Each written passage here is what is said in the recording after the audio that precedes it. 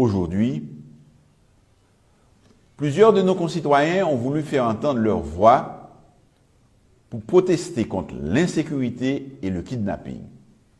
Je veux dire aux uns aux autres que le gouvernement les comprend, des agents de l'administration et leurs proches sont eux aussi touchés. Cette question demeure une préoccupation pour nous tous.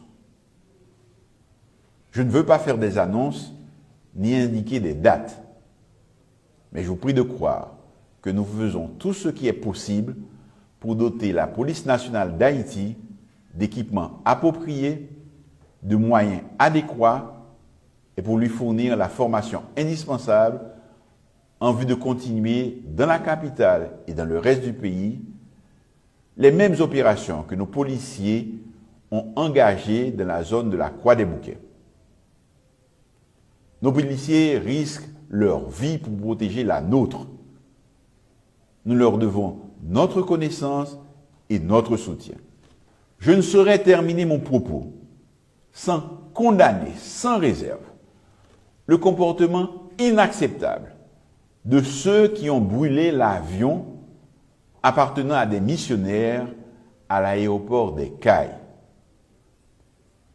Ceux qui ont perpétré cet acte arbitraire, ceux qui sèment la panique et qui se comportent comme les gangsters et les kidnappeurs doivent être poursuivis et sévèrement punis.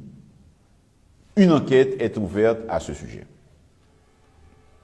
Dans la nouvelle Haïti dont nous rêvons tous, il n'y a pas de place pour la violence. Je demeure convaincu que notre pays peut s'en sortir si nous nous engageons tous à œuvrer ensemble pour le respect des idéaux démocratiques contenus dans notre Constitution. Je vous remercie. Haïtiennes, Haïtiens, chers compatriotes,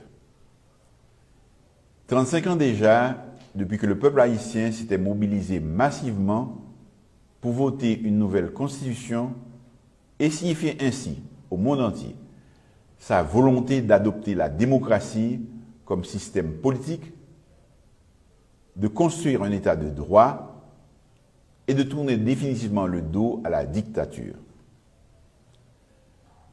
La Constitution de 1987 a consacré des acquis démocratiques pour lesquels des générations de femmes et d'hommes se sont battus.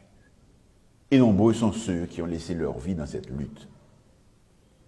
Aujourd'hui, personne ne peut plus prétendre bâillonner la presse, ni s'attaquer aux libertés individuelles ou aux droits d'association impunément. La peine de mort a été abolie